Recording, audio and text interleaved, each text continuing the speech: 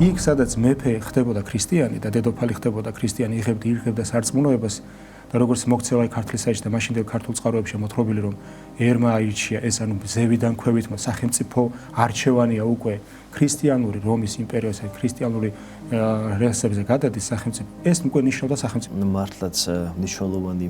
წელი არის წელს საიუბილეო წელი და შეიძლება ითქვას რომ ამ წელს ხდება გადააზრება მთელი ჩვენი ისტორიისა რომელიც მართლაც გამსჭვალული არის ქრისტიანობით ქრისტიანული მოძღვრებით და ქრისტიანობა მართლაც უდიდესი კვალი დაატყო ჩვენს ერს, ჩვენი ერის კულტურას, მენტალობას, ცნობიერებას. ყოველ ოთხშაბათს 18 საათსა და 5 წუთზე ღვთისმეტყველების საათი წამყვანთან დეკანოს გიორგი ხანთაძესთან ერთად. ღმერთი ამ თავის განგებულებით